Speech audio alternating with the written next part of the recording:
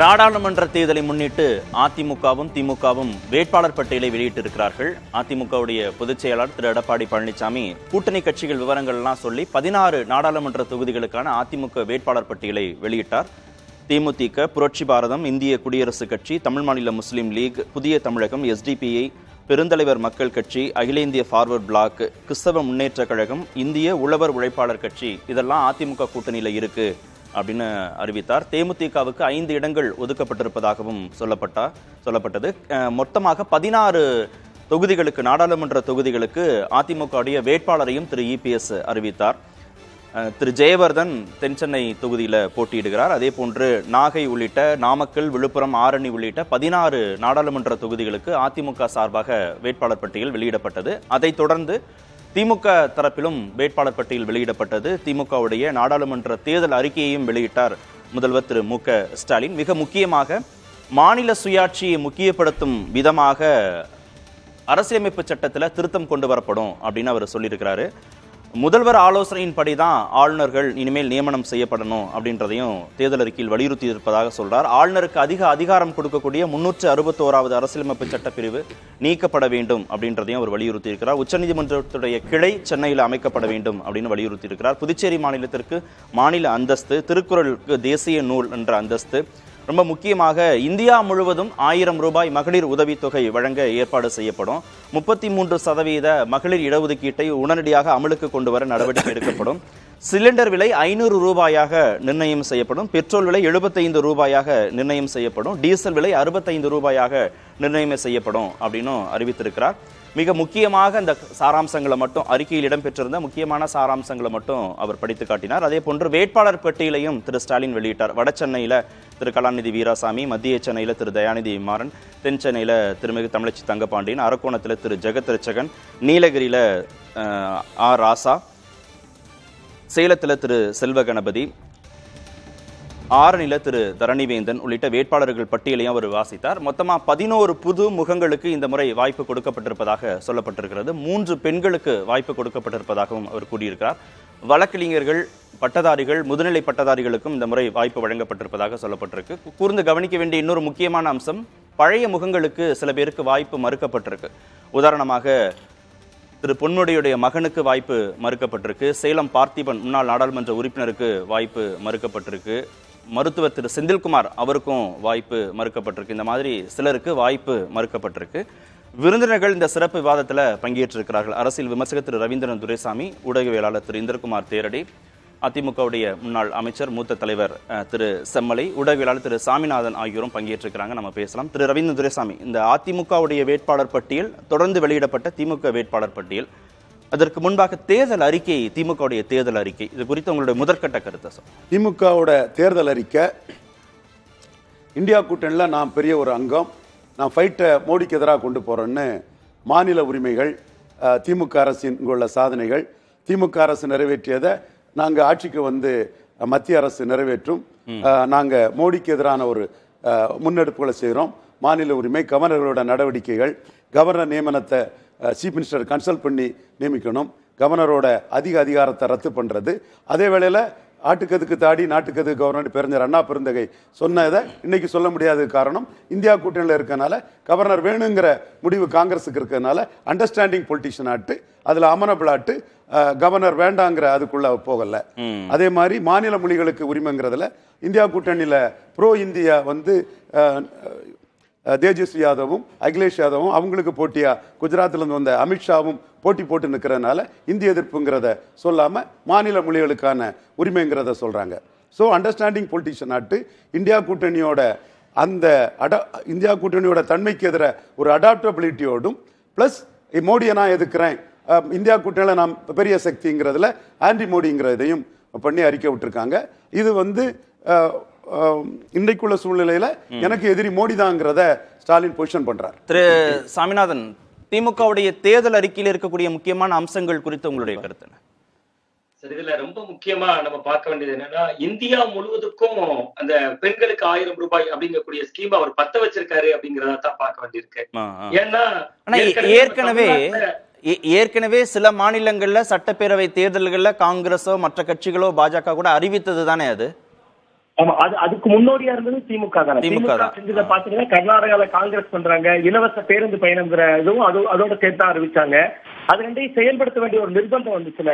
இப்ப அகில இந்திய அளவுல இப்படியான ஒரு முன்னெடுப்பை திமுக தேர்தல் அறிக்கையில சொல்றதன் மூலமா எதிர் முகாம்களுக்கும் இது வந்து ஒரு இனி வட இந்தியால இருந்து பல்வேறு கட்சிகளுடைய தேர்தல் அறிக்கையில இது இடம்பெறதுக்கான ஒரு வாய்ப்பு இருக்கிறதாவும் நம்ம புரிஞ்சுக்க வேண்டியிருக்கு.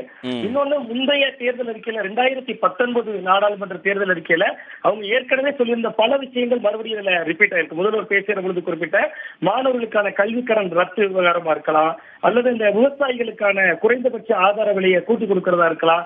இது எல்லாமே அவர்கள் முன்பும் ஏற்கனவே அவங்க சொன்னதா. குவிண்டாலுக்கான விலையை கூட்டி கொடுக்கறதா இருக்கலாம். அது எல்லாத்துக்கும் மேல ரொம்ப முக்கியமா நம்ம கவனிக்க வேண்டியது மாநில உரிமைகள். ஒரு மாநிலத்தினுடைய சுயாட்சி மேல ரொம்ப ஒரு ஆணித்தரமா அவங்க எடுத்து வைக்கக்கூடிய அந்த வாதம் வந்து கவனிக்க வைக்கக்கூடிய ஒண்ணா இருக்கும். இது எல்லா மாநில கட்சிகளும் இவங்களை நோக்கி இந்தியாவினுடைய ஒரு முகமா மாறணுங்கிற ஸ்டாலினுடைய ஒரு முயற்சிக்கு அந்த இந்தியா கூட்டணியில ஒரு முக்கியமான அங்கமா இருக்கிறதுனால அவர் எடுத்து வைத்திருக்கக்கூடிய அந்த முயற்சியா தான் இந்த நம்ம அறிக்கையை நம்ம பார்க்க வேண்டியிருக்கு. எல்லாத்துக்கும் மேல அந்த குடியுரிமையில கூட இலங்கையில இருந்து வரக்கூடிய தமிழர்களுக்காக அவர் அந்த முக்கியமா முதல்வர் குறிப்பிட்டதான் நம்ம பேச வேண்டியிருக்கு. ஏன்னா அந்த 64 பக்கம் நம்ம முழுமையா படிச்சோம்னா முதல்வர் குறிப்பிட்ட விஷயங்கள்ல இருந்து பல விஷயங்கள் பார்க்கிறப்ப இந்த ஆளுநருக்கான அதிகாரத்தை குறைக்கிறது அது ரொம்ப ஒரு முக்கியமான ஒரு பொருளா பார்க்க வேண்டியிருக்கு. அது மட்டும் இல்லாம ஆளுநருக்கு அதிகாரம் கொடுக்கறத குறைக்கிறது மட்டும் இல்லாம மாநில சுயாட்சிக்காக இந்திய அரசியலமைப்பு சட்டத்துல திருத்தம் செய்வோம் அப்படின்னு சொல்லக்கூடிய இந்த 2 இடம் ரொம்ப கவனிக்கப்பட வேண்டிய ஒரு இடமா இருக்கு. இந்த சிலிண்டருக்கு 500 ரூபாய், அப்புறம் பெட்ரோல் விலை 75 ரூபாய், டீசல் 65 ரூபாய்னு ஒரு பிக்சடு பிரைஸ்ல கொண்டு வருவோம் அப்படின்னு சொல்றாருல, அது இந்தியா முழுவதும் அதை சாத்தியப்படுத்துறதுங்கிறது பெரிய சவாலான காரியம். ஆனா அது ஒரு வாக்குறுதியா கொடுக்கறது இம்பாக்ட் ஏற்படுத்துமா? இல்ல, அது வந்து ஒரு இப்ப தமிழ்நாட்டு தேர்தல் காலத்துல இவங்க கொடுக்கிற ஒரு வாக்குறுதிங்கிறது தமிழக அளவுல பெரிய ஒரு எதிர்பார்ப்பு இருக்கும். இது அகில இந்திய அளவுல இவங்க பெட்ரோல் டீசல் விலைக்கு இவங்க வலியுறுத்ததான் முடியும். அந்த கூட்டணிக்குள்ள அவங்க ஒருவேளை இன்கேஸ் இந்தியா கூட்டணி ஆட்சிக்கு வந்தாலும் இவங்களுடைய குரலை இவர்களுடைய வலியுறுத்தலாக அது எடுபடுத்த முடியும். இது வந்து ஒரு சாத்தியமற்ற ஒரு வாதமா தான் நான் புரிஞ்சுக்கிறேன். மற்றபடி அவங்க அந்த மாநில சுயாட்சி குறித்து சொல்லி இருக்கக்கூடிய கருத்துக்கள் வந்து இந்தியா முழுவதும் கவனம் பெறக்கூடிய முக்கியமான அங்கமா இருக்கும். சிலிண்டர் விலையை கூட பாத்தீங்கன்னா 500 ரூபான்னு ஒரு பிக்சட் ரேட் சொல்றாங்க. அதுக்கெல்லாம் சாத்தியம் இருக்கா? துறை சார்ந்த வல்லுநர்கள்ட்ட அவங்க பேசுறது எல்லாமே அவங்க வலியுறுத்ததான் முடியும். ஏன்னா கிட்டத்தட்ட கடந்த 5 ஆண்டுகள் 38 எம்பிக்களும் போய் வலியுறுத்ததான் செஞ்சிருந்தாங்க. அதுல நிறைய விஷயங்கள் இப்ப ரிப்பீட் ஆயிருக்கு. நான் கொஞ்சம் விஷயங்கள் கூட வச்சிருக்கேன். அதாவது அந்த கல்விக்கடன் ரத்தா இருக்கலாம். இப்பவும் சொல்லியிருக்காங்க மகளிர் சுயஉதவி குழு பெண்களுக்கு கடன் கொடுப்போம் அப்படின்னு. அது 2019 தேர்தல் அறிக்கையிலையும் கூட குறிப்பிட்டிருந்தாங்க. கிராம பெண்களுக்கு தொழில் தொடங்க வட்டி இல்லாம 50,000 ரூபாய்க்கு கடன் கொடுப்போம் அப்படின்னு சொல்லியிருந்தாங்க. இப்படி நிறைய விஷயங்கள் வந்து போனது முறையும் அந்த மத்திய அரசின் வரி வருவாயில் 60% மாநில அரசுக்கு பகிர்ந்து கொடுக்கணும் அப்படின்னு 2019 அறிக்கையிலையும் சொல்லியிருந்தாங்க. இதெல்லாம் ஒரு சேமா தான் இருக்கு. அதனால நம்ம இதை விட முக்கியமா நம்ம கவனிக்கணும் இந்த மாநில சுயாட்சிங்கிற அந்த அதுக்கு கூடுதல் முக்கியத்துவம் கொடுக்கப்பட்டிருக்கு, தேர்தல் அறிக்கையில கொடுக்கப்பட்டிருக்கு. திரு செம்மலை, திமுகவுடைய தேர்தல் அறிக்கை தேர்தல் வெற்றியில அவங்களுக்கான கூடுதல் முக்கியத்துவத்தை கொடுக்கும்னு எதிர்பார்க்கிறீங்களா?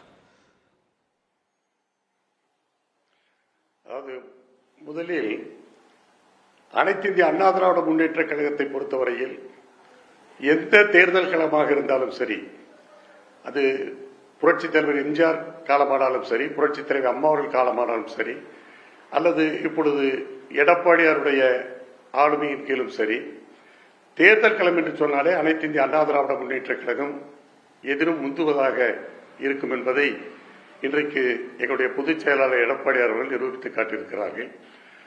அதாவது வேட்பாளர் பட்டியல் வெளியிடுவதிலும் அதே போல மற்ற தேர்தல் ஏற்பாடுகளையும் இன்றைக்கு தலைமைக் கழகத்திலே அவர் அறிவித்திருக்கிறார்கள். எனவே அந்த வகையிலே தேர்தல் அறிவிப்பிலே முந்தியிருக்கிற நாங்கள் தேர்தலிலும் வெற்றியிலும் நாங்கள் முந்தியிருப்போம் என்பதை இந்த நேரத்திலே தெளிவுபடுத்தி, திராவிட முன்னேற்ற கழகம் இப்பொழுது அளித்திருக்கிற அந்த தேர்தல் அறிக்கையிலே நான் சொல்ல வேண்டும் என்று சொன்னால், அவர்கள் சொல்லியிருப்பது மாநில சுயாட்சியை வலியுறுத்தி இருக்கிறார்கள். ஆனால் அந்த மாநில சுயாட்சி இவருடைய கொள்கையாக இருந்தாலும் எங்களை பொறுத்தவரையில் மாநில சுயாட்சி என்று எங்களுடைய கழகம் எப்பொழுதும் சொல்லுவதில்லை. மாநிலத்துக்கு அதிக அதிகாரம் என்றுதான் நாங்கள் சொல்லி வருகிறோம். இருந்தாலும் அவர்களுடைய மொழியிலே மாநில சுயாட்சி என்று சொல்லுகிற போது நான் ஒன்றே ஒன்று கேட்கிறேன். ஐஎன்டிஏவில் இருக்கிற அதற்கு தலைமை தாங்கிற காங்கிரஸ் கட்சிக்கு இது உடன்படுமா?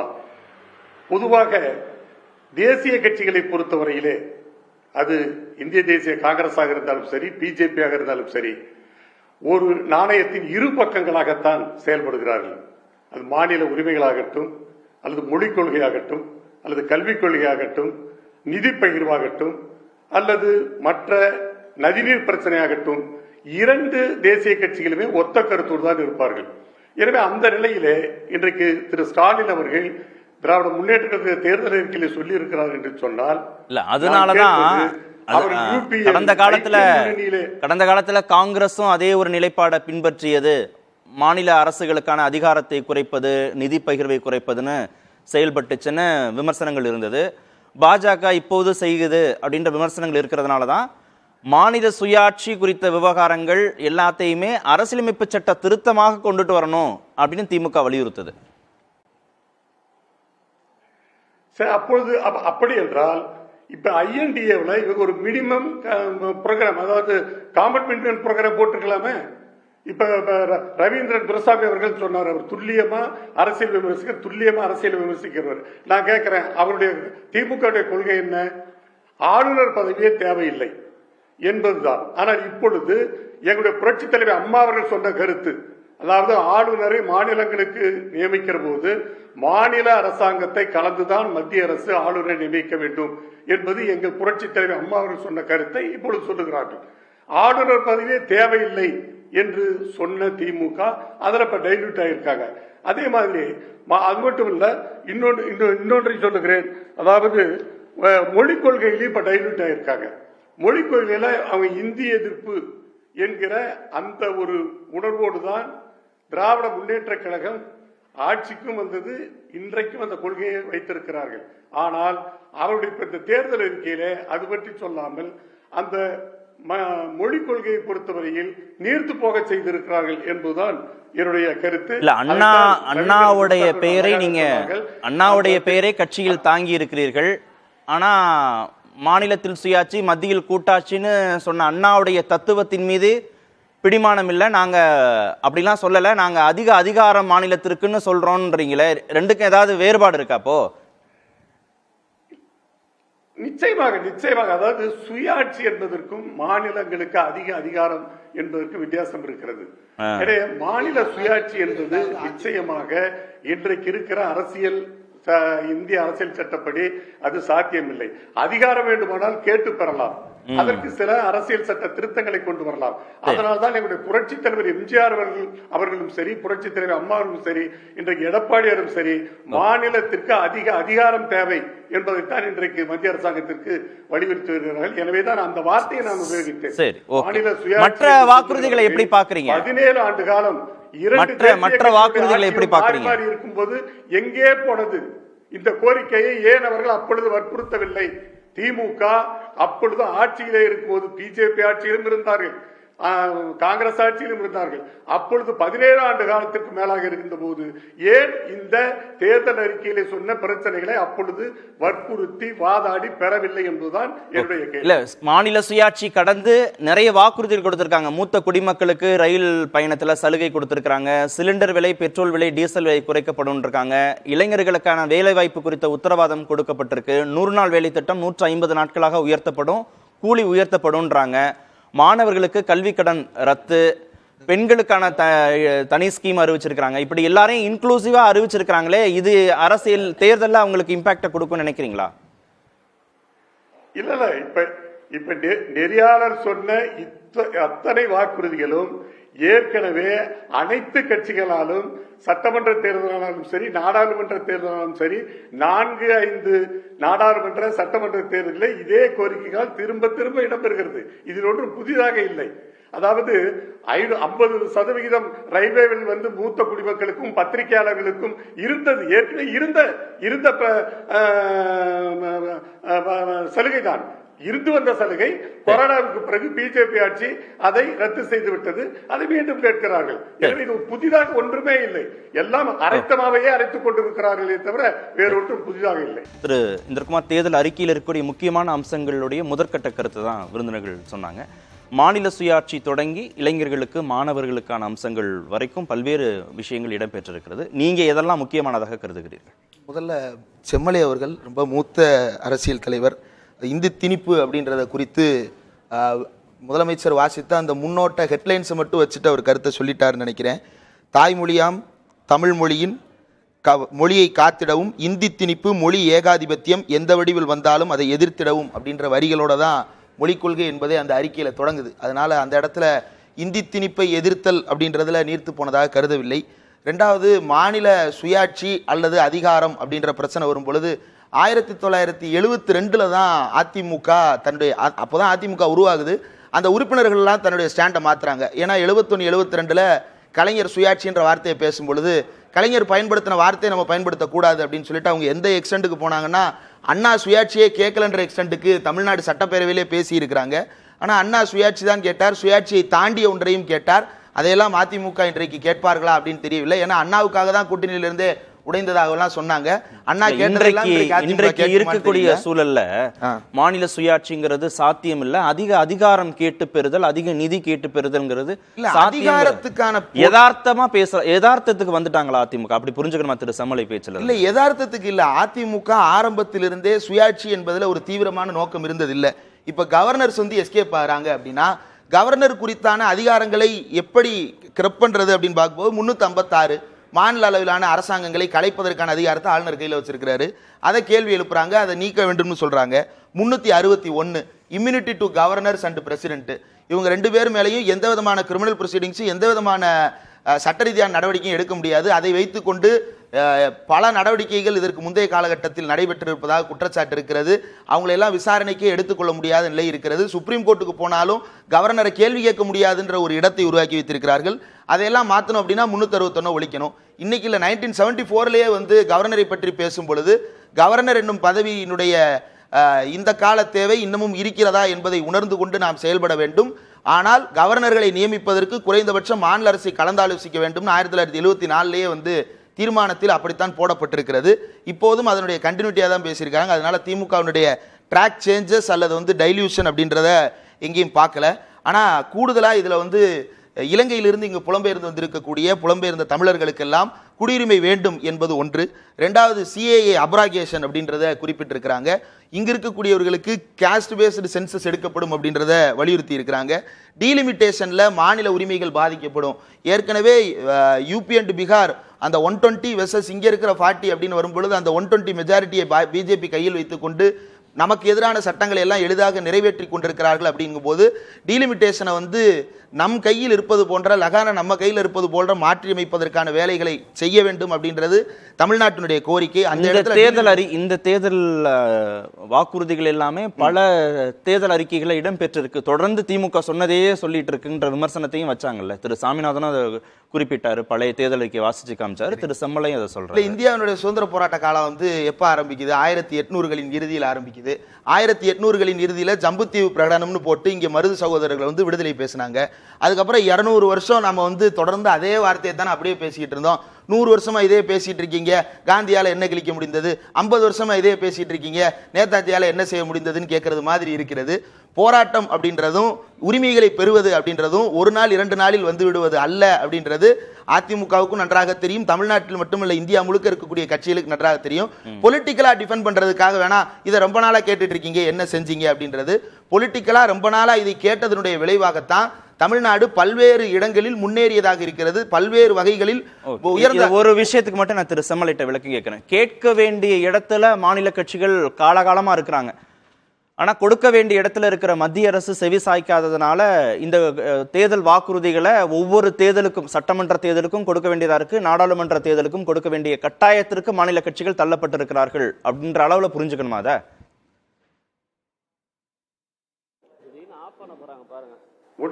தெளிவா சொல்றேன், நெறியாளர் தெளிவா சொல்றாங்க. இந்திய அரசியலமைப்பு சட்டத்தை உருவாக்கிய அந்த மேதைகளே கூட மாநிலங்களை விட மத்திய அரசாங்கத்திடம் அதிகாரம் குவிந்திருக்க வேண்டும், அதிகார குவியல் மத்திய அரசிடம் இருந்தால்தான் நாடு ஒற்றுமையாக இருக்க வேண்டும் என்ற அந்த எண்ணத்தோடு தான் அந்த அரசியல் சட்டமே தயாரிக்கப்பட்டிருக்கிறது. மாநிலங்களுக்கு மத்திய அரசாங்கத்திற்கு அதிக அதிகாரம் கொடுக்கப்பட்ட அதிமுக ஏத்துக்கிறதா? அதிமுகவினுடைய கொள்கை விளக்காக கருதப்படுகின்ற அண்ணா ஏற்றுக்கொள்கிறாரா? அதிமுக அதை ஏற்றுக்கொள்கிறதா? அதிகார குவிப்பு அப்படின்றத அதைத்தான் சரி ஒன்னே ஒன்று சொல்றேங்க, நெறியாளர்களுக்கு ஒன்னே ஒன்று சொல்றேன். அண்ணா அவர்கள் அதை தான் தெளிவாக சொன்னார்கள். தேசிய கட்சிகளை பொறுத்தவரையில் முதலிலே நம்மிடம் அதாவது இனிக்க பேசுவார்கள், அதாவது தேனாக பேசுவார்கள், பிறகு தேனாக கொட்டுவார்கள் என்ற அருமையான ஒரு வார்த்தை கருத்தை சொன்னார். அப்படித்தான் இப்பொழுது நடக்கிறது. நான் சகோதரர் சொன்னார் இந்தி திணிப்பு என்ற வார்த்தை இடம்பெற்று சொன்னார் ஒன்றே கேட்கிறேன். பேரறிஞர் அண்ணா அவர்கள் ஆகாஷ்வாணி என்ற அந்த சொல்லை எடுக்க வேண்டும் என்று சொன்னார். ஆல் இந்தியா ரேடியோ ஆகியது. ஆனால் இப்பொழுது மறுபடியும் ஆகாஷ்வாணி வந்துவிட்டது. அதே போல அண்ணா அவர்கள் என்சிசி ஏரியாவில் கூட நீங்க என்சிசியில இருந்திருப்பீர்கள், நானும் இருந்திருக்கிறேன். என்சிசியில அந்த மார்ச் பாஸ்ட் அது ஹிந்தியில் இருந்தது. ஆங்கிலத்தில் வைத்தால் தான் நாங்கள் தமிழ்நாட்டில் என்சிசி வைத்துக் கொள்வோம், இல்லை என்றால் என்சிசி தேவையில்லை என்று அண்ணா சொன்னார். ஆனால் இன்றைக்கு அதே இந்தி வார்த்தைகள் பயன்படுத்தப்படுகிறது. அதே போல நவோதயா பள்ளியில தமிழ் மொழி பயிற்று மொழியே கிடையாது. நீங்க கூட்டணியில் இருந்தீங்களே சார் 7 வருஷம். ஆக இந்திய எதிர் இல்ல ஒரே வார்த்தை முடிச்சேன். இந்தியை திணிப்பை எதிர்க்கிற நீங்கள் நவோதயா பள்ளியில் தமிழ் மொழி பயிற்று மொழியாக்கப்பட வேண்டும் என்று நீங்கள் கேட்டிருக்கிறீர்களா? தமிழ்நாட்டில் நவோதயா பள்ளிக்கூடங்களே கிடையாது. நான் ஒரே ஒன்று ரிமைண்ட் பண்ண விரும்புறேன். தமிழ்நாட்டில் நவோதயா பள்ளிக்கூடங்களை கொண்டு வருவதற்கு விரும்பியவர் எம்ஜிஆர். அதற்கு எதிராக திமுக அன்றைக்கு அரசியல் சட்டத்தின் நகலை எதிர்த்து போராடியது. அதற்காக பேராசிரியர் அன்பழகன் உள்ளிட்டவர்களை அதிமுகவுடைய பேரவைத் தலைவர் சஸ்பெண்ட் பண்ணாரு. வரலாறு. நவோதயா பள்ளிகள் தமிழ்நாட்டில் இல்லை. கொண்டு வருவதற்கு முயற்சி செய்தவர் எம்ஜிஆர், அதை தடுத்து நிறுத்திய திமுக அப்படின்றது ஃபேக்ட். அந்த ஃபேக்டை வந்து நீங்க மறந்துடக்கூடாது சார். செய்தியாளர்கள் ராஜ்குமாரும் ரமேஷும் இணைஞ்சிருக்கிறாங்க. திமுகவுடைய தேர்தல் அறிக்கையில் இருக்கக்கூடிய மற்ற முக்கியமான அம்சங்கள், வேட்பாளர் பட்டியலை நம்ம கூர்ந்து கவனிக்க வேண்டிய அம்சங்கள், இது குறித்து அவங்க கலந்துரையாட இருக்கிறாங்க. நீங்கள் தொடரலாம் ராஜ்குமார், ரமேஷ்.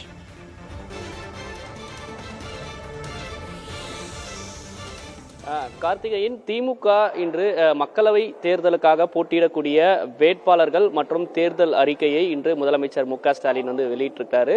இப்போ தேர்தல் அறிக்கையில பல்வேறு முக்கிய அம்சங்கள் குறித்தும் வந்து பேசியிருக்காங்க. இது குறித்து நம்முடைய பேசுறதுக்காக செய்தியாளர் ரமேஷும் வந்து என்னோட இணைந்திருக்காங்க. ரமேஷ், ஃபர்ஸ்ட் வந்து வேட்பாளர் பட்டியல், திமுக 21 தொகுதியில நேரடியாக போட்டியிடக்கூடிய அந்த வேட்பாளர் பட்டியலில் கடந்த முறை வெற்றி பெற்ற ஒரு 6 நாடாளுமன்ற உறுப்பினர்களுக்கு வாய்ப்பு அளிக்கப்படல. குறிப்பாக தருமபுரி, ஆரணி, இது போன்ற இடத்துலாம், தஞ்சாவூர்லாம் வேட்பாளர் தேர்வு எப்படி நடந்தது? புதுமுகங்களுக்கு வாய்ப்பு அளிக்கப்பட்டிருக்கா? அதனுடைய முழுமையான விவரங்கள் என்ன? ராஜ்குமார், நிச்சயமா நீங்க சொன்னது போல 11 பேர் புதிய வேட்பாளர்கள் கொடுத்திருக்காங்க. இதுல பாத்தீங்கன்னா 2 ஒன்றிய செயலாளர். வழக்கமா திமுகவில் மாவட்ட செயலாளர்கள் தற்போதைய எம்பிக்கு தான் சீட்டு வாங்குவாங்க, வாரிசு தான் சீட்டு வாங்குவாங்கன்றத மாறி ஒன்றிய செயலாளர்கள் 2 பேர் வந்து வாங்கியிருக்காங்க. பொள்ளாச்சியில வந்து நிற்கக்கூடிய வேட்பாளர் மடத்தக்குளத்துடைய ஒன்றிய செயலாளர், அவருக்கு வாய்ப்பு கொடுக்கப்பட்டிருக்கிறது. அதே போல முன்னாள் மேயருக்கு கணபதி ராஜ்குமார் கோவையில புது முகமா நிறுத்தியிருக்காங்க. அதே போல மலையரசன் கள்ளக்குறிச்சியில கௌதம சிகாமணி போட்டியிடுவார்னு சொல்லப்பட்ட நிலையில ஒரு சாதாரண கட்சி தொண்டனுக்கு மலையரசன் என்பவருக்கு கொடுத்திருக்காங்க. ஆரணியை பொறுத்தவரை கடந்த முறை காங்கிரஸ் கட்சிக்கு கொடுத்திருந்தாங்க. இந்த முறை மாவட்ட செயலாளர் தரணி வேந்தன் கொடுத்திருக்காங்க. பெண்கள் 2 பேர்ல இருந்து 3ஆ உயர்ந்திருக்கு. தென்காசியில வந்து ஒரு மருத்துவர் ராணி என்பவர்களுக்கு கொடுத்திருக்காங்க. இது மாதிரி ஒரு மிக்ஸ்டா 2 மருத்துவர்கள், 2 முனைவர் பட்டம் வாங்கியவர்கள், வழக்கறிஞர்கள் 6 பேர். நீங்க சொன்னீங்க தர்மபுரியில மணி வழக்கறிஞர், அவர் வந்து மாவட்ட துணை செயலாளர் இருக்காரு, அவருக்கு கொடுத்திருக்காங்க. ஒரு பெரிய ட்விஸ்ட் தான் தர்மபுரி. செல்வ கணபதி அவர் வந்து சேலத்துல எதிர்கட்சி தலைவர் எடப்பாடியுடைய தொகுதி என்பதால அவர் ஒரு சொந்த மாவட்டத்தில் ரொம்ப இன்ஃபுளுன்ஸா இருப்பார். இந்த செல்வ கணபதி அவருடைய சமுதாய வாக்குகள் அந்த அதிகமா இருக்குன்னு சொல்லப்பட்டிருக்கிறதால அவருக்கு வாய்ப்பு கொடுக்கப்பட்டது. இது மாதிரி வந்து அனைத்து தரப்பு மக்களையும் உள்ளடக்கியாக ஒரு பட்டியல் 11 புதிய முகங்கள் களத்தில் இறங்குறதை நம்மால் பார்க்க முடிகிறது. இவர்கள் எந்த அளவிற்கு வெற்றி பெற்று வருகிறார்கள் என்பது ஜூன் 4ஆம் தேதி தேர்தல் முடிவுக்கு பிறகுதான் தெரிய வரும். ராஜ்குமார், ரமேஷ், இந்த தேர்தல் அறிக்கை வெளியிட்டிருக்கிறதுல பல முக்கியமான அம்சங்கள்லாம் வந்து சொல்லியிருக்காங்க. குறிப்பா வந்து மத்திய அரசு அலுவலகங்கள் தமிழ் மொழி கொண்டு வருவது, அதே போன்று ஏற்கனவே இங்க மாநில அரசு மகளிருக்கு வழங்கி வரக்கூடிய 1000 ரூபாய் வந்து இந்தியா முழுவதும் வழங்குவதற்கான விஷயங்கள், ஆளுநர் பதவி நியமனம் செய்யும் போது முதலமைச்சர்ல கருத்து கேட்கணும் உள்ளிட்ட விஷயங்கள்லாம் சொல்லியிருக்காங்க. தேர்தல் அறிக்கையில இடம்பெற்றிருக்கக்கூடிய முக்கியமான அம்சங்கள் என்ன? அதை வந்து திமுக எப்படி அதை கொண்டு போகும்? நிச்சயமாக பாத்தீங்கன்னா நம்ம கனிமொழி கருணாநிதி கிட்ட முடிச்சோன்னா புதிய தலைமுறை சார்பாக கேட்டபோது நீங்க எல்லாமே மத்திய அரசு சார்ந்த விஷயங்களே கேட்கறீங்களே அப்படின்னா, நாங்க வந்து இந்தியா பிளாக் தான் வந்து ஆட்சி அமைக்கும் போது நிச்சயமா அதை பண்ணுவோம் அப்படின்னு சொல்றாங்க. ஏன்னா நிறைய விஷயங்கள் அரசியல் சாசனம் ஒரே நாடு ஒரே சட்டத்தை நாங்கள் அமல்படுத்த மாட்டோம், குறைக்கணும், ஆளுநருக்கான அதிகாரத்தை குறைக்கணும். அதே போல நீட் விலக்கு கடந்த திமுக தேர்தல் அறிக்கையும் கொடுத்தாங்க, இந்த முறையும் கொடுத்துருக்காங்க. எந்த அளவுக்கு சாத்தியம்னு தெரியல. இதையெல்லாம் ஒரு சில விஷயங்கள், முக்கியமான அம்சங்கள், குறிப்பாக பெண்களுக்கான மகளிர் உரிமை தமிழ்நாட்டில் தான் இருக்கு, தேசிய அளவில் கொண்டு வருவோம், காலை உணவு திட்டத்தை நாடு முழுவதும் கொண்டு வருவோம்னு சொல்றாங்க. ஒருவேளை திமுக கூட்டணியில் இருக்கக்கூடிய காங்கிரஸ் கட்சியே வந்தாலும் அவங்க இது ஏற்றுக்கிறாங்களா அப்படின்றதையும் பார்க்கணும். ஏன்னா எந்த அளவுக்கு அவர்கள் ஒரு தேர்தல் அறிக்கை வருகிறார்கள், அவர்கள் ஒரு விஷயத்தை சொல்றாங்க. குறைந்தபட்ச செயல் திட்டம் அப்படின்னு ஒன்று காமன் மினிமம் ப்ரோக்ராம் ஏற்கனவே கலைஞர் இருக்கும்போது UPA 1 2004 வரும்போது இது மாதிரி சில விஷயங்கள் கொடுத்து பிரஷர் பண்ணாரு. 2009 திருப்பியும் திமுக காங்கிரஸ் கூட்டணி வரும்போது சில விஷயங்கள் கொடுத்து பிரஷர் பண்ணாரு. இதை காங்கிரஸ் கட்சி எப்படி பார்க்கறது அப்படின்னு கேட்டாங்க. அது மட்டும் இல்லாம ஒரு செய்தியாளர் கேட்டார், யாருங்க உங்களுடைய அணியுடைய பிரைம் மினிஸ்டர் கேண்டிடேட் அப்படின்னு கேட்கும்போது அது இந்தியா கூட்டணி தான் எங்களுடைய பிரைம் மினிஸ்டர் வேட்பாளர் அப்படின்னு சொல்லியிருந்தாரு. அதே போல நம்ம புதிய தலைமுறை சார்பாக கூட முதலமைச்சரிடம் 2 கேள்விகளை வைத்திருந்தோம். அதற்கும் அவர் குறிப்பாக பிரதமர் அடிக்கடி வருவது குறித்தும் திமுகவுக்கு காய்ச்சல் வந்து விட்டதாக பிரதமர் விமர்சனம் சொன்னதுக்கும் நம்ம கேள்வி கேட்டிருந்தோம். மற்றபடி திமுக வேட்பாளர் பட்டியலில் இன்னமும் நம்ம இந்த புகைப்படங்களோட ஒரு லிஸ்ட் வந்திருக்கு. அதில் பார்க்கும்போது நமக்கு கிடைத்திருக்கக்கூடிய அந்த போட்டோஸ் எல்லாம் பார்க்கும்போது புதிய வேட்பாளர்கள் தஞ்சாவூர்ல பார்த்தீங்கன்னா முரசொலி, யாருமே எந்த ஊடகமும் சொல்லாத ஒரு பேரா இருக்கிறது. தென்காசியை பொறுத்தவரை ராணி, ஈரோடுல புதிய தலைமுறை சொன்ன மாதிரி பிரகாஷுக்கு கொடுத்திருக்காங்க. கள்ளக்குறிச்சி மலையரசன், அவர் ஒரு ஒன்றிய செயலாளர். அதே போல பொள்ளாச்சி ஈஸ்வரசாமி, அவரும் ஒரு ஒன்றிய செயலாளர். கோவையும் ஒரு முன்னாள் மேயர், அவர் ஏடிஎம்கேலிருந்து வந்தவருக்கும் கொடுத்திருக்காங்க. மற்றபடி CN அண்ணாதுரை இளைஞர் அணியை சேர்ந்தவர், அவருக்கு வாய்ப்பு கொடுத்திருக்காங்க. ஒரு இளைஞர் அணியை சேர்ந்தவர்களுக்கும் அதிக அளவில் ஒரு 3 பேருக்கு வாய்ப்பு கொடுத்திருக்கு பார்க்க முடியுது. அருண் நேரு ஃபர்ஸ்ட் டைமா பெரம்பலூர்ல போட்டியிடுறதையும் நம்ம பார்க்க முடிகிறது. இதையெல்லாம் வைத்து பார்க்கும்போது ஒரு சிட்டிங் எம்பிங்களே பார்த்தீங்கன்னா ஒரு 9 பேர் சிட்டிங் எம்பியே வந்துடுறாங்க. TR பாலு, கனிமொழி, R ஆசா, தயாநிதி மாறன், ஜெகத் ரட்சகன், கலாநிதி வீராசாமி, தமிழச்சி தங்கபாண்டியன், அதே போல செல்வம், காஞ்சிபுரம், வேலூர் கதிரானந்த், இவங்கெல்லாம் சிட்டிங் சீட்டு. சேலத்தை பொறுத்தவரையிலும் செல்வ கணபதி வந்திருக்காரு.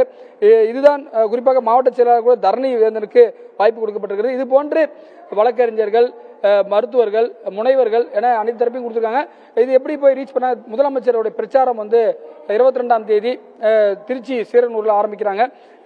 ஒரு பக்கம் ஏடிஎம்கேவும் கேண்டிடேட் வெளியிட்டிருக்காங்க. மேட்ச் பண்ணி பார்க்கும்போது தென் சென்னை தமிழச்சி தங்கபாண்டியன் வெர்சஸ் ஜெயவர்தனா போது, இவங்கெல்லாம் குறிப்பா தேனியில தங்க தமிழ் செல்வன், அங்க டிடி வந்தா எந்த அளவுக்கு போட்டி இருக்கும், இதெல்லாம் நம்ம கருத்தில் கொள்ள வேண்டியது. சேலத்துல செம்மலை சொல்றாங்க, அவருக்கு வாய்ப்பில்லை, ஆனால் வேற ஒருத்தருக்கு தற்போது கொடுத்துருக்காங்க. இதெல்லாம் நம்ம எப்படின்றத பார்க்கணும். ஓகே, நன்றி ரமேஷ். அதாவது திமுகவினுடைய வேட்பாளர் பட்டியலை புதுமுகங்களுக்கு வாய்ப்பளிக்கிறதுக்கான திட்டமும், அதே போன்று தேர்தல் அறிக்கை மிக முக்கியமாக மாவட்டங்கள் வாரியாக சில பணிகளை செய்ய இருக்கிறோம் என்று பல முக்கியமான அம்சங்களையும் உள்ளடக்கி திமுகவுடைய தேர்தல் அறிக்கையை இன்று முதலமைச்சர் மு க ஸ்டாலின் வெளியிட்டிருக்கிறார். வேட்பாளர் அறிமுகமும் இன்றே நடைபெற்று திமுக தேர்தலுக்கான பணியை இன்றே தொடங்கியிருக்காங்க என்றதான் பார்க்க முடிகிறது. கார்த்திகை, திமுகவுடைய நாடாளுமன்ற உறுப்பினர் மூத்த தலைவர் திரு திருச்சி சிவா இணைப்பில் இருக்கார். சார் வணக்கம். வணக்கங்க. தேர்தல் அறிக்கை முக்கியமாக சில அம்சங்கள் இடம்பெற்றிருக்கிறது. மாநில உரிமைக்கு முக்கியத்துவம் கொடுக்கப்பட்டிருக்கிறது, சுயாட்சிக்கு முக்கியத்துவம் கொடுக்கப்பட்டிருக்கிறது, ஆளுநருடைய அதிகாரம் குறைக்கப்பட வேண்டும் அப்படின்னு வலியுறுத்தப்பட்டிருக்கிறது. ஆனா அதிமுகவுடைய மூத்த தலைவர் திரு செம்மலையும் எங்களுடைய விவாதத்துல பேசிட்டு இருக்காரு. அவர் குறிப்பிடுறாரு, யதார்த்தத்திற்கு பொருந்தாத விஷயங்களை திமுக வலியுறுத்துவதாக விமர்சிக்கிறார். யதார்த்தம் எது என்பதற்கான விளக்கத்தை அவர் தான் சொல்ல வேண்டும். அதாவது அடிப்படையில் இந்தியா என்பது ஒரு கூட்டாட்சி தத்துவத்தின் அடிப்படையிலே உருவான ஒரு நாடு. ஆனால் பெயரளவிற்கு கூட்டாட்சி தத்துவம் உடைய நாடாகவும் நடைமுறையில் அப்படி இல்லை என்ற வேதனையும் அறிஞர் அண்ணா அவர்களே வெளிப்படுத்தியிருக்கிறார். அவரும் அந்த கட்சியில மூத்தவர் தான். அண்ணாவை கொஞ்சம் தெளிவாக தெரிந்திருந்தால் தெரிந்திருக்கும். அண்ணா மிகுந்த வேதனையோடு சொல்லுகிறார், I am not at all happy to be a chief minister in this setup அப்படின்னு சொல்றாரு. அதாவது இங்க பேருக்கு தான் கூட்டாட்சி தத்துவம் இருக்கு. அதுவும் குறிப்பா பாரதிய ஜனதா கட்சி ஆட்சி பொறுப்பேற்றதற்கு பின்னால் மாநிலங்களுடைய அதிகாரங்கள் குறைக்கப்படுவதோடு எல்லை மீறி அதற்குள்ள நுழைகிற நிறைய சட்டங்கள்லாம் நிறைவேற்றப்பட்டன. அதனால மாநில சுயாட்சியை பெற வேண்டும், மாநிலங்களுக்கு முக்கியத்துவம் தர வேண்டும். இந்த அடிப்படை பலம் இல்லாமல் இந்தியா என்கின்ற கூட்டாட்சி அமைப்பு பலமாக இருக்க முடியாது என்பது எல்லோரும் உணர்ந்த ஒன்று. ஆக அதை இப்போது ஒரு வாய்ப்பாக பயன்படுத்தி ஆட்சிக்கு வந்தவுடன் இதற்கு நாங்கள் முன்னுரிமை தருகிறோம். அது மாதிரி ஆளுநர் பொறுப்பு என்பது ஒரு மாநில அரசு, மக்களால் தேர்ந்தெடுக்கப்பட்ட அரசு, அவர்கள் செய்யக்கூடிய காரியங்களை செய்ய வேண்டியது செய்ய முடியாத அளவிற்கு தடையாக இருப்பதை தடுக்கின்ற அளவிற்கு தேவையான திருத்தங்கள் செய்யப்படுகிறது. அதுதான் யதார்த்தம், இதெல்லாம் நடைமுறை. அந்த கோணத்திலே தான் திராவிட முன்னேற்ற கழகம் ஒரு மாநில கட்சியாக இருந்தாலும் மாநில நலன்கள் அத்தோடு ஒட்டுமொத்தமாக இந்தியாவினுடைய எல்லாவற்றையும் ஒரு கருத்திலை கொண்டுதான் இந்த தேர்தல் அறிக்கை தயாரிக்கப்பட்டது. நாடும் நமதே 40 நமதே, அதுதான் திமுக தலைவர் திரு ஸ்டாலினுடைய இலக்கா இருக்கு இந்த நாடாளுமன்ற தேர்தலுக்கு. ஆனா 11 புது முகங்களுக்கு வாய்ப்பு கொடுக்கப்பட்டிருக்கு. மும்முனை போட்டியாக வேற இங்க களம் மாறி இருக்கு. அது உங்களுக்கு சவாலா அமைஞ்சிராதா புதிய முகங்கள்ங்கிறது? இல்ல திமுக தலைவர் மீதான, சின்னம் மீதான, ஆட்சி மீதான, நிர்வாகத்தின் மீதான நம்பிக்கையாக பார்க்கிறீங்களா? ஆனாலும் புது முகங்கள்னு சொல்றீங்க. அந்த காலத்திலிருந்து அனுபவம் மிக்கவர்கள் ஒரு பிரிவாகவும் புதியவர்கள் இளைஞர்கள் சேர்கிற போதுதான் ஒரு அமைப்பு எப்போதும் புதுப்பித்துக் கொண்டே இருக்கும். அதாவது நாடாளுமன்றத்திற்கு இளைஞர்கள் செல்கிற போது பொறுப்புணர்ச்சியுடன் அக்கறையுடன் செயல்படுவார்கள். அவர்களுக்கு வழிகாட்ட ஏற்கனவே அனுபவம் பெற்ற மூத்தவர்களும் இருப்பார்கள். ஆக இரு தரப்பையும் கலந்து அதே மாதிரி பல்வேறு பகுதியில உள்ள பல தரப்பிலிருந்து பிரதிநிதித்துவத்தை தருகின்ற அளவிற்கு மிக தெளிவாக தேர்ச்சி பெற்றிருக்கிற வேட்பாளர் பட்டியல் தான் இது. நன்றி சார். இணைப்பிலிருந்து நன்றி. இணைப்பிலிருந்து உங்கள் கருத்துக்களை பதிவு செய்ததுக்கு. திரு சாமிநாதன், இந்த துணிச்சலான முடிவா இதை பார்க்கணுமா? திமுக நாடும் நமதே 40 நமதேங்கிறதா இலக்கு அவங்களுக்கு. அதிமுக ஒரு கூட்டணியா நிக்க போறாங்க, பாஜக புதிய கூட்டணியா அமைச்சிருக்கிறாங்க. இத புதிய முகம் அப்படின்னு நிறுத்துற போது ஒருவேளை எதிர்த்தரப்புல ஒரு செல்வாக்கான பிரபலமான முகம் இருந்தா திமுகவுக்கு அது சவாலா மாறிடாதா? எதிர்கொள்ள முடியுமா அவங்களால? இதை திமுகவோட துணிச்சலான முடிவுன்னு சொல்றதை விட கூட்டணி பலத்தின் மீதா இருக்கக்கூடிய நம்பிக்கையா தான் இதை நம்ம பார்க்க வேண்டியிருக்கு. ஏன்னா கூட்டணி பலம் அவங்களுக்கு ரொம்பவே ஒரு வலுவான ஒரு கூட்டணி பலம் இருக்கு. இன்னொன்னு இப்ப உதயநிதி ஸ்டாலின் அவர்கள் முன்னிலைப்படுத்தக்கூடிய நேரமா இருக்கு திமுகல. அவர் வயதை ஒத்த இளைஞர்களுக்கு புதுமுகங்களுக்கு வாய்ப்பு கொடுக்கறாங்கிற புரிதல் ஒண்ணு இருக்கு. இது எல்லாத்துக்கும் மேல அண்மை காலமா அதிமுகவுடைய வாக்கு வங்கிகள் மொத்தமா திமுக தன்பத்தை கபலீகரம் செய்யற முயற்சியில ரொம்ப தீவிரமா இருக்காங்க. இன்னும் சொல்ல போனா இந்த பெண்களுக்கு அறிவிக்கப்பட்ட திட்டங்களா இருக்கலாம், 1000 ரூபாய் திட்டமா இருக்கலாம், மகளிர்களுக்கு தொடர்ந்து இலவச பேருந்து பயணமா இருக்கலாம், இப்படியான திட்டங்களை பல திட்டங்களை நம்ம சொல்லலாம். அதே மாதிரி அதிமுக ஸ்டைல் என்னன்னா இப்ப செம்மலை சார்லாம் இருக்காங்க, அவங்க ஊரை ஏத்துக்குவாங்கன்னு நினைக்கிறேன். யாருமே எதிர்பார்க்காத வேட்பாளரை திடீர்னு ஜெயலலிதா அவர்கள் அறிவிப்பாங்க. அவங்க அறிவிச்ச உடனேதான் இவர் வேட்பாளர் ஆயிட்டாரா அப்படின்னு நம்ம சர்ப்ரைஸா கேட்போம். இப்ப கூட உங்க செய்தியாளர்கள் பேசுறப்ப முரசொலிங்கிற ஒரு பெயரை குறிப்பிட்டு அவர் பேரை யாருமே யூகிக்கல, ஆனா அவர் பேரும் பட்டியல் இருக்கு அப்படின்னு சொல்லியிருந்தாங்க. இப்ப திராவிட முன்னேற்ற கழகம் தன்னுடைய முகத்தை மாற்றுவதற்கான முயற்சியா தான் இதை நான் பாக்குறேன். அது எல்லா தரப்புக்குமான ஒரு வசதி படைத்தவர்கள், சீனியர்கள், இவங்களும் இல்லாம எளியவர்களுக்கும் சீட்டு கிடைக்கும் அப்படிங்கக்கூடிய நம்பிக்கையை ஏற்படுத்துறது ஒன்று. உதயநிதி ஸ்டாலின் அவர்களுடைய வயதை ஒத்தவர்களுக்கு வாய்ப்பு கொடுக்கறதுங்கிறது மூலமா அவருக்கான ஒரு படையாது பின் காலங்கள்ல உருவாகலாம் அப்படிங்கக்கூடிய எதிர்பார்ப்பு இதுக்குள்ள இருக்கிறது 2 அப்படிங்கிறதா நான் புரிஞ்சுக்கிறேன். சரி, இப்போ திரு இந்திரகுமார், நம்ம வேட்பாளர் பட்டியல் குறித்த கருத்துக்களை பெற்றோம். திரு சாமிநாதன் சொல்றாரு திமுகவில் புதிய முகங்களுக்கு வாய்ப்புங்கிறது திரு உதயநிதி சிபாரிசு செய்த ஆட்கள், அவருக்கான ஒரு டீமை உருவாக்குறதனுடைய வெளிப்பாடாக இதை புரிந்து கொள்ளணும்னு அதை நோக்கி தான் நகருதா கட்சி? ஆமா, ஓப்பனாவே உதயநிதி ஸ்டாலின் ஒரு மேடையில சொல்லியிருந்தாரு, வேட்பாளர்கள் தேர்வு செய்யும் பொழுது இளைஞரணிக்கும் வாய்ப்பு தாங்க அப்படின்னு சொல்லி மேடையிலேயே கேட்டிருந்தார்.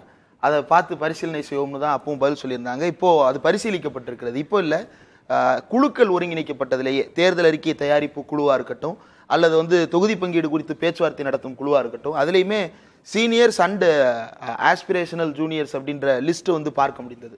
அப்போ உதயநிதி ஸ்டாலினுக்கான ஒரு படை உள்ளுக்குள் உருவாக்கப்படுகிறது, அதற்கான முக்கியத்துவம் கொடுக்கப்படுகிறது அப்படின்றதனுடைய வெளிப்பாடாகத்தான் இதை புரிந்து கொள்ள வேண்டும்.